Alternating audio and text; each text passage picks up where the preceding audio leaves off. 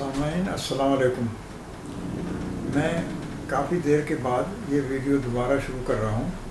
اس کی وجہ یہ ہوئی کہ میرا ایکسیڈنٹ ہو گیا تھا اور میرے کندھے کی ہڈی ٹوٹ گئی تھی، تو کچھ دن میں صاحب فراش رہا، اس لیے یہ ویڈیو دوبارہ شروع نہیں کر سکا۔ اب میں کچھ بہتر ہو گیا ہوں، اس لیے اب دوبارہ ویڈیو شروع کر رہا ہوں۔ آپ سے درخواست ہے کہ آپ اس ویڈیو کو لائک کریں، شیئر کریں، اور اگر آپ کو پسند آئے تو سبسکرائب کریں اور اپنے دوستوں کو بھی فارورڈ کریں، تو میں آپ کا بڑا احسان مند ہوں۔ السلام علیکم ناظرین اور سامعین، آج ہم اپنی تیسری ویڈیو آپ کے سامنے پیش کر رہے ہیں۔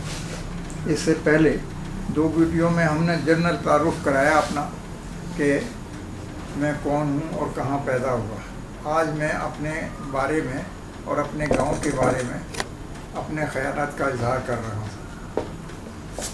جس گاؤں میں پیدا ہوا اس کا نام تھا مہندی پور کلاں، یعنی جہاں میں نے آنکھ کھولی، سب سے پہلے آنکھ کھولی، اس گاؤں کا نام مہندی پور کلاں کیوں تھا؟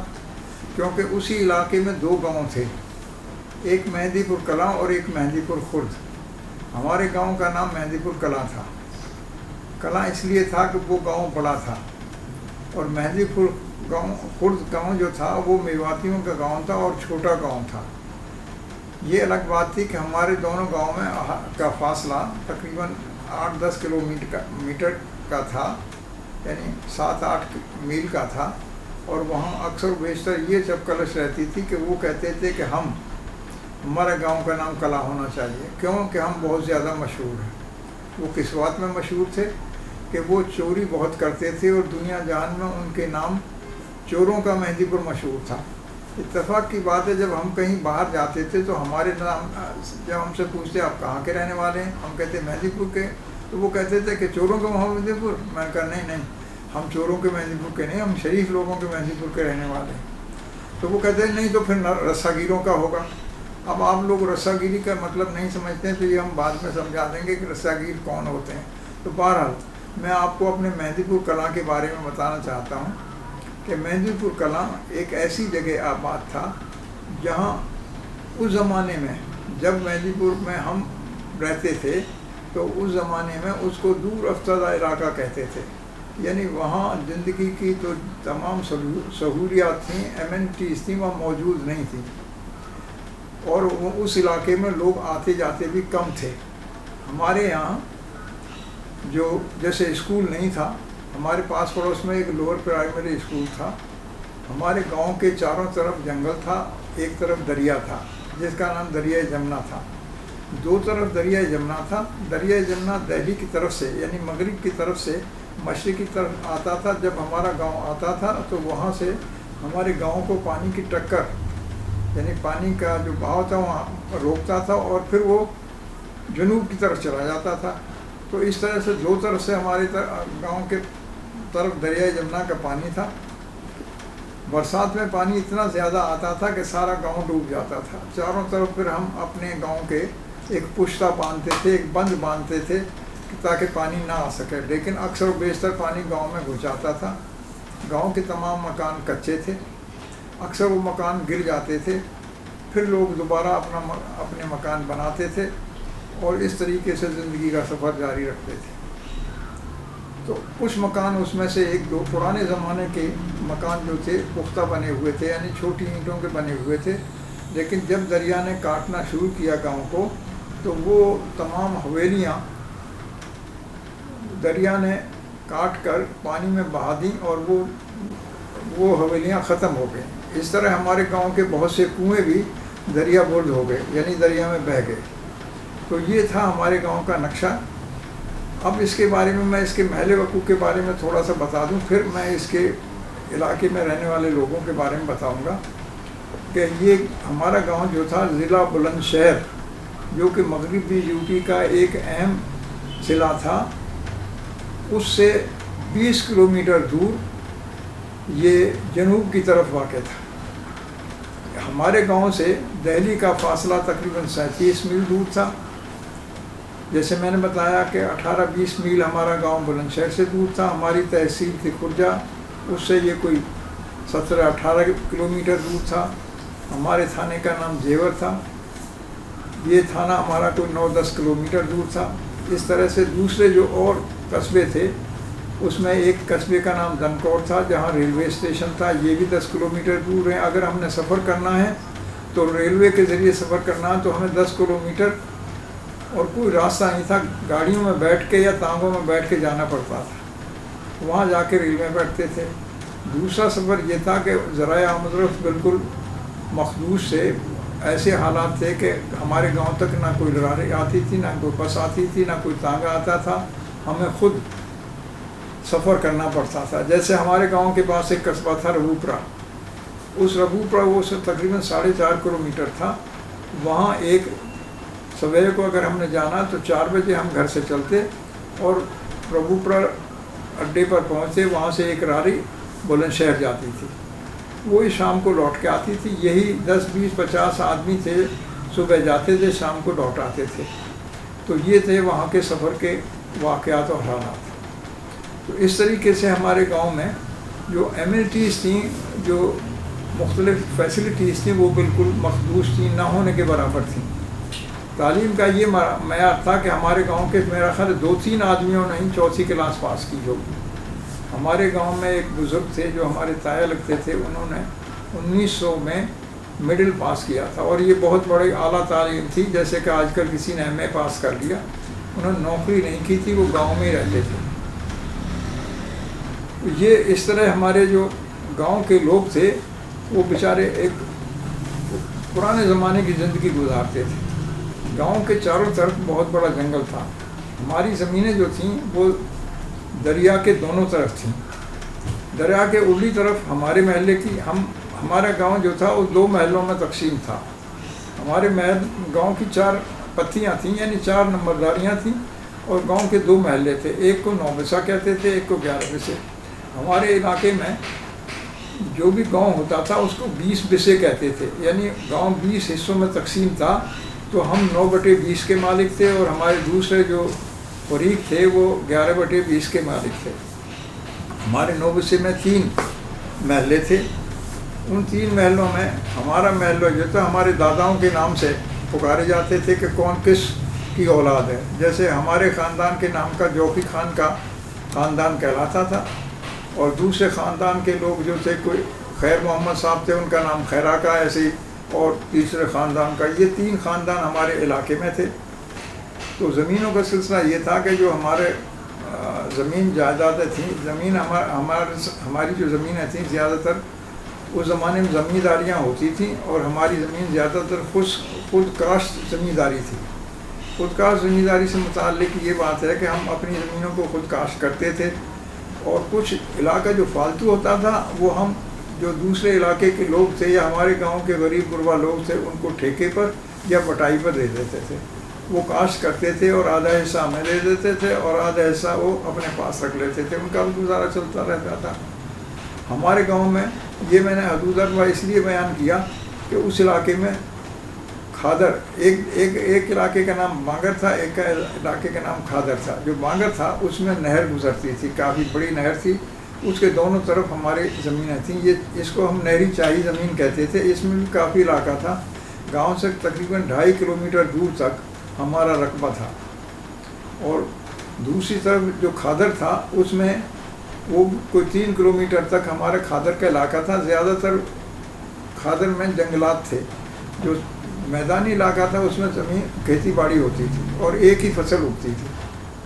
दूसरी तरफ दूसरे महल्ले वालों का जो ज़मीन थी वो दरिया के दूसरी तरफ थी और ये उस ज़माने के पंजाब में, आजकल वो हरियाणा, उस ज़माने के पंजाब में थी ये ज़मीन। ये ज़्यादातर जंगलात पर मबनी था और इतने घने जंगलात थे कि इसमें बहुत से जानवर फिरते रहते थे। हमारे इलाके में भी जानवर बहुत फिरते थे। जो जानवर थे उनमें हिरन, पाड़े, चीतल और नील गाय, इसी तरह के खूंखार जानवर, भेड़िए, लकड़बग्गे और इस तरह के बहुत से जानवर होते थे। रात को ख़ास तौर पर लोग बाग डर के अंदर सोते थे कि कोई भेड़िया किसी बच्चे को ना उठा ले जाए। कई बार ऐसे वाक़यात हुए कि उसमें भेड़ बकरियों को उठा के ले जाते थे, कभी कभी किसी बच्चे को भी उठा के ले जाते थे। इसलिए बड़े एहतियात के साथ हम सोते थे। तो ये वहाँ के वाक़यात हालात थे। और रात को जब हम सोते थे तो चारों तरफ گیدڑوں کے آواز آتی تھی رونے کی، تو کہتے تھے گیدڑ رو رہے ہیں چاروں طرف، اور وہ ان کے رونے کی آواز آتی تھی تو ہم ڈر کے اندر چلے جاتے تھے کہ گیدڑ گاؤں میں نہ آ جائے۔ تو یہ ہمارے علاقے کا حدود اربا تھا۔ تو میں اب اس کے سلسلے میں ایک اور بات بتا دوں کہ یہ سب لوگ زمینداری کرتے تھے، اور ہمارے گاؤں میں جو رہنے والے لوگ تھے وہ ایک ہی قوم کے لوگ تھے جو کہ راجپوت کہلاتے تھے۔ ہم اپنے آپ کو مسلم راجپوت کہتے تھے۔ اس دوسرے محلے کے لوگ بھی اور ہمارے محلے کے لوگ بھی ایک ہی دادا کی اولاد تھے، آگے پھر 2 حصوں میں بٹ گئے۔ تو اس طرح سے وہ انہیں 11 بسے والے کہتے تھے اور ہمیں 9 بسے والے کہتے تھے، لیکن آپس میں سب کے رشتے طے تھے۔ کوئی کسی کا چاچا تھا، کوئی تایا تھا، کوئی بھتیجا تھا، اس طرح کوئی چاچی تھی، کوئی تائی تھی، کوئی بھابھی تھی، اس طرح سے ہمارے رشتے طے تھے۔ ہم ان میں بڑا ایک دوسرے کا احترام کرتے تھے، اور جب کبھی کہیں سے گزرتے تھے تو باقاعدہ سلام کر کے اس رشتے کے مطابق، جیسے اگر ہم بہت بوڑھی عورت ہے اور ہماری وہ رشتے میں تائی لگتی ہے تو ہم تائی السلام علیکم کہہ کے گزرتے تھے۔ اس زمانے میں السلام علیکم کم ہی کہتے تھے، بلکہ تائی سلام کہتے تھے۔ یہ اس زمانے کا مختصر وہ تھا۔ تو اس طریقے سے اس گاؤں میں سارے راجپوت رہتے تھے۔ اور اس سلسلے میں ایک دلچسپ بات یہ ہے کہ جب میں اسکول میں داخل ہوا تو میں نے وہاں یہ بڑا سلسلہ تھا کہ پہلے ہم یہ لکھاتے تھے کہ آپ کون قوم ہیں، تو ہم کہتے تھے راجپوت ہیں۔ وہاں ہندو راجپوت بھی ہماری برادری کے لوگ تھے، ان کے بھی قوم ہمارے ساتھ ساتھ ہی تھے، تو وہ اپنے آپ کو راجپوت کہتے تھے۔ جیسے کہ ہماری قوم کا نام تھا جیسوال، تو ہم کہتے تھے کہ ہم جیسوال راجپوت ہیں۔ وہ کہتے، جو ہندو کہتے تھے کہ ہم ہندو جیسوال راجپوت ہیں اور یہ مسلم راجپوت ہیں۔ تو ہمارے ساتھ ایک نام لگا ہوا تھا کہ 9 مسلم راجپوت۔ تو اتفاق سے یہ کہانی ذرا دوسری طرف چلی گئی، لیکن میں اسے یوں بیان کر دوں کہ جب میں اسکول میں داخل ہوا اور جب میرے سرٹیفکیٹ میں یہ لکھا ہوا تھا 9 مسلم راجپوت، تو جب میں 6ٹھی کلاس میں داخل ہونے گیا تو انہوں نے پوچھا کہ تم کتنے دن پہلے مسلمان ہوئے ہو؟ میں نے کہا کیا مطلب؟ کہ 9 مسلم کا مطلب ہے کہ سال 6 مہینے، سال 2 سال پہلے مسلمان ہوئے۔ ہم نے کہا جی ہمارے تو باپ دادا 300-400 سال پہلے مسلمان ہوئے۔ تو بھائی تم 9 مسلم کیوں لکھتے ہو؟ تم لکھو مسلم راجپوت۔ اس دن سے ہم نے اپنے گاؤں میں آ کے اپنے تایا جو نمبردار تھے اور بڑے یعنی ہوشیار آدمی تھے، ان سے کہا جی یہ 9 مسلم کیوں لکھتے ہیں ہم؟ کہ بھائی مغلوں کے زمانے سے ہمارا یہی خطاب ہے کہ ہم 9 مسلم راجپوت ہیں۔ تو وہاں ہم 9 مسلم راجپوت کہلاتے تھے۔ ہوا یہ کہ جب ہم اس علاقے میں تھے تو ہمارے ساتھ جو دوسرے ہندو تھے جو کمزور طبقے کے، خاص طور پہ جاٹ اور برہمن، وہ اکثر بیشتر ہمارے گاؤں میں آتے تھے اور کہتے تھے کہ ہمیں کوئی زمین ٹھیکے پہ دے دو، پٹے پہ دے دو، تاکہ وہ زمین کو جوت لیں۔ زمین وافر مقدار میں موجود تھی اور پیداوار بھی کافی ہوتی تھی۔ کچھ زمین کی ہم خود کاشت کرتے تھے اور کچھ لوگوں کو دے دیتے تھے بٹائی پہ۔ یہ کچھ جو خاصی پیچ لوگ تھے اور کچھ کمزور طبقے کے جن کی زمینیں کم تھیں وہ اپنی زمین خود ہی کاشت کرتے تھے۔ ہمارے گاؤں میں 100 گھر ہوں گے، تقریباً 90% گھر جو تھے وہ مسلم راجپوتوں کے تھے، لیکن اس میں دوسری برادری بھی تھی، اور وہ برادری کمزور طبقہ، جسے آج کل ہمارے یہاں پنجابی زبان میں کمی کہتے ہیں، وہ لوگ رہتے تھے۔ جیسے کہ ایک قوم تھی گڈریا۔ گڈریا کسے انہیں کہتے ہیں جو کہ بھیڑ بکریاں چرانے والے ہیں۔ ان کے 5-7 گھر تھے۔ یہ بھیڑ بکریاں چلاتے تھے جنگل میں، شام کو آ جاتی تھیں اور بوقت ضرورت اپنی بھیڑوں کو یا بکریوں کو بیچ کے اپنا گزارا کرتے تھے۔ دوسرے لوگ تھے چمار۔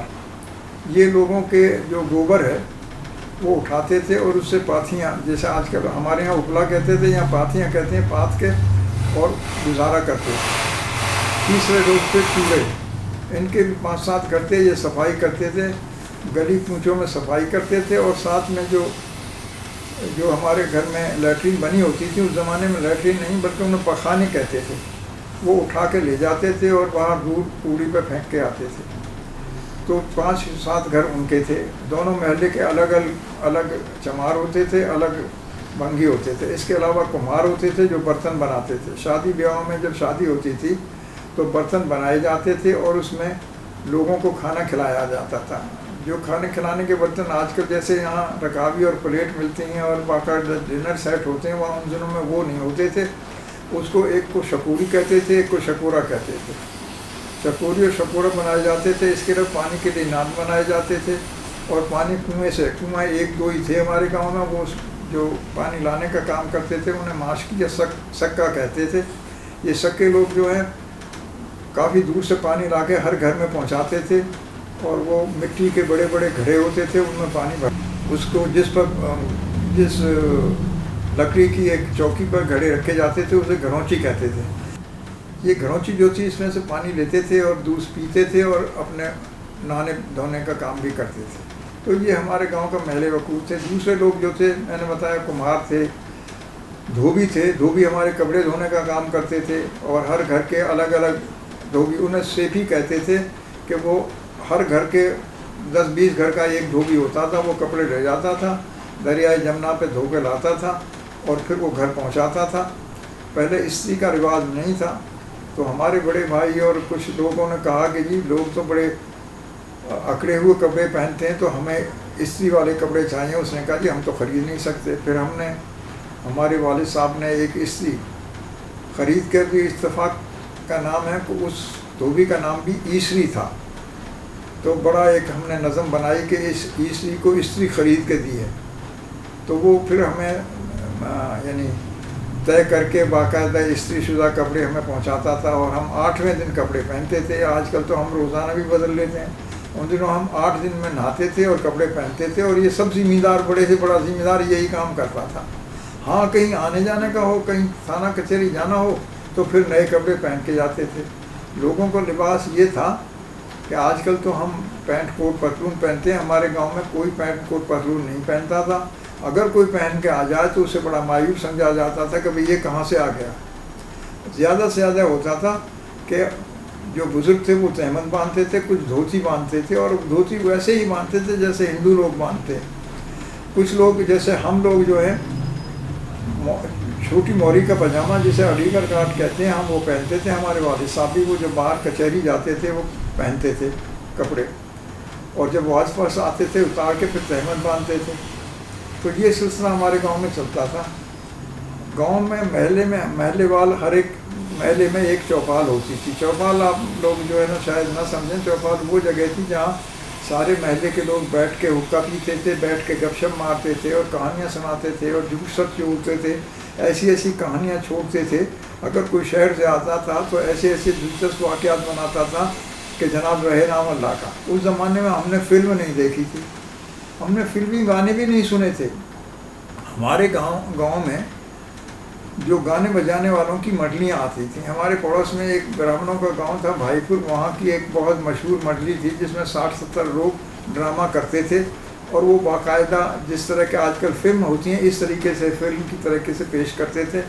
उसमें जनाना किरदार भी लड़के ही अदा करते थे और मर्दाना किरदार भी लड़के ही अदा करते थे। और उसमें बूढ़े बड़े का और मुख्तलिफ़ किस्म के, जैसे कि आपने पूरन भगत का नाम सुना होगा, और हिंदुओं में रामलीला होती थी, रामचंद्र जी के जन्म का होता था। मुसलमानों में मुख्तलिफ़ किस्म की जैसे गुल बकाउली और शीनी फरहाद, और ये दास्तानों की सबकी कहानियाँ बना के और बाकायदा मंजूम तरीके से उनको गाया जाता था और वही हमारे लिए एंटरटेनमेंट का ज़रिया था। तो इस तरीके से हम पाकिस्तान बनने से पहले जब हमने आँख खोली तो ये चीज़ें देखी और हमने अपने आप को समझते कि हम दुनिया के खुशहाल तरीन आदमी, क्योंकि हमने दुनिया नहीं देखी थी, हम समझते थे हमसे बड़ा आदमी कोई नहीं।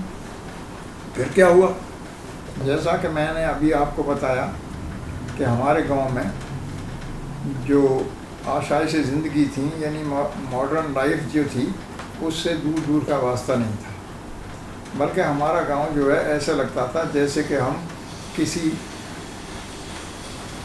दूर उफ्तादा इलाके में जैसे रहते हैं, तो वहाँ ज़िंदगी की आशाइशें मौजूद नहीं थी। यहाँ तक कि हमारे गांव में सिर्फ 2-3 दुकानें थीं और वो भी रोज़मर्रा चीज़ की नमक मिर्च और ऐसी चीज़ें मिलती, क्योंकि दालें और सब्ज़ियाँ तो हमारे घर की पैदा होती थीं। गोश्त का ये आलम था कि मछलियाँ हमारे जमुना में बहुत ज़्यादा होती थी। हिरन का शिकार कर लेते थे, हिरन, पाड़े और नील गाय का शिकार करते थे। हर दूसरे दिन जब गोश्त की ज़रूरत पड़ती थी तो ये शिकार मार लिया जाता था और उससे अपनी गोश्त की ज़रूरत पूरी करते थे। लेकिन हाँ, कभी कभार हमारे गांव में जो कसाई थे घोड़े पर रख के गोश्त लाते थे और गांव में बेचते थे और अनाज के बराबर गोश्त बेचते थे। اور چلے جاتے تھے. اس طرح 8 دن تک انتظار رہتا تھا. غریب غربا ان سے گوشت خریدتے تھے، اور جو مالدار آدمی تھے وہ اکثر شکار کے ذریعے سے گوشت کا استعمال کرتے تھے. ہم نے اپنے شکاری رکھے ہوئے تھے جو مختلف طریقے سے، جیسے ہمارے پاس توڑے دار بندوقیں تھیں، ان کے ذریعے سے رات کو ہرن کا اور نیل گائے کا شکار کرتے تھے. تو یہ ایسی ہماری افسانہ، جیسے میں عرض کر رہا تھا کہ ہمارے علاقے میں جو لوگ رہتے تھے، ہمارے علاوہ دوسرے گاؤں میں بھی سب اسی طرح کی زندگی گزار رہے تھے، جسے آپ افسانوی زندگی کہہ سکتے ہیں. آج کے دور میں تو یہ بات بالکل یقین نہیں آتا کہ وہ ایسے واقعات ہوئے بھی ہوں گے. جیسے میں نے جیسے ابھی بتایا کہ ہمارے گاؤں کے جنگلوں میں بہت سے مختلف شکار آتے تھے اور شکار کرتے تھے، اور بہت سے جانور ہوتے تھے. اس کے علاوہ ہمارے علاقے میں بہت سے پرانے زمانے کے لوگ جو کہ جھگیوں میں رہتے تھے، جنہیں یہاں پنجابی میں تپڑ واسیے کہتے ہیں. وہاں جیسے ہمارے گاؤں میں ہماری ہی زمین میں 40 گھر سپیروں کے رہتے تھے. سپیروں کا کام یہ تھا کہ وہ کھادر میں سے، ہمارے جنگل میں سے سانپ پکڑتے تھے. بڑے بڑے سانپ بھی پکڑتے تھے جنہیں اژدہا کہتے تھے، اور وہ گدھے پہ رکھ کے آتے تھے اور گاؤں میں دکھاتے تھے، اور ان سے پھر لوگوں سے اناج لیتے تھے اپنے کھانے پینے کے لیے، اور اپنے ڈیروں میں چلے جاتے تھے. دوسرے نمبر پر ہمارے یہاں بازیگر ہوتے تھے. یہ بازیگر جو ہیں یہ بھی گاؤں کے دور اپنی سرکی اسے کہتے ہیں، جہاں پھوس کی بنی ہوئی جھونپڑیاں ہوتی ہیں، ان میں رہتے تھے، اور گاؤں میں آتے تھے اور مختلف شوبدہ بازیگر کا تماشا دکھاتے تھے. مختلف قسم کی، جیسے ہاتھ کی صفائی سے پیسے بنانا، یعنی کسی آدمی کو کھڑے کر لینا، اسے بچہ جمورے کا تماشا کہتے تھے. ایک آدمی کو بچہ جمورہ بناتے تھے اور اس سے کہتے تھے کہ بھئی آپ کھانسیں تو آپ کے منہ میں سے پیسے نکلیں گے. اس طرح بہت سے کرتب دکھاتے تھے، اور وہ بھی آخر میں ان کا مقصد یہی ہوتا تھا، گاؤں سے پھر لوگوں نے اناج دیتے تھے تماشا دیکھنے کے لیے. تو اس طرح کے اور بھی ایک ہمارے گاؤں میں ایک ایسے لوگ تھے جنہیں نٹ کہتے تھے. یہ نٹ جو ہے گاؤں کے باہر ڈیرے لگا کے بیٹھتے تھے. ان کے پاس اونٹے ہوتے تھے، بھیڑ بکریاں ہوتی تھیں، اور ان کے جو مرد تھے وہ کلا بازیاں کرتے تھے. ایک بانس گاڑ لیتے تھے، اس کے اوپر چڑھ کے مختلف کرتب دکھاتے ہیں، جو آپ یہاں آج کل جو مختلف لوگوں کو دیکھتے ہیں یہاں ایسے، وہ تماشے وہاں کرتے تھے. یہ سارے لوگ جو ہیں یعنی پیراسائٹ تھے ہمارے گاؤں کے لوگوں پہ. مختلف گاؤں میں جاتے تھے، اور نٹوں کا کام ایک اور ہوتا تھا کہ ہمارے گاؤں میں ہمارے راجپوت، جیسے میں نے پہلے بتایا کہ ہم جیسوال راجپوت ہیں، تو ہمارے آبا و اجداد کی بریوری سانگ گاتے تھے. اسے اعلیٰ عذر اور ملخان کی کہانی کہتے تھے، جس میں مختلف قسم کی ہندوستان میں جنگیں ہوئی تھیں. یہ میں مختصراً بتا رہا ہوں کہ ان جنگوں کے بارے میں داستان بتاتے تھے، راجپوتوں کی بریوری کے داستان بتاتے تھے، کس طرح سے کس راجے نے دوسرے راجے پہ قبضہ کیا. تو یہ سارے لوگ جنگلوں میں رہتے تھے، اور یہ شکار بھی. ایک قوم تھی بدکیا یہ لوگ تھے جو کہ پریمیٹیو طریقے سے، پرانے طریقے سے ہرن کا شکار کرتے تھے. جنہوں نے جو جانوروں کی آنتیں تھیں ان سے پھندے بنائے ہوتے تھے، اور بیچ میں ایک راستے پہ جہاں سے ہرن گزرتے تھے وہاں گاڑ دیتے تھے. ہرن جب اس میں سے گزرتا تھا تو اس کے پیر پھنس جاتے تھے، وہ گر جاتا تھا. پھر وہ ہمارے مسلمان لوگوں کو بلاتے تھے کہ بھائی اسے حلال کر لو اور اناج کے برابر گوشت لے لو. تو یہ مختلف قسم کے ایسے بیچارے لوگ تھے جو کہ گاؤں کے ساتھ رہتے تھے، جنگلوں میں رہتے تھے، شکار کرتے تھے مختلف جانوروں کا، انہیں کھاتے بھی تھے. یہاں تک کہ سانپ جو پکڑتے تھے بڑے بڑے، ان کا گوشت بھی کھا لیتے تھے.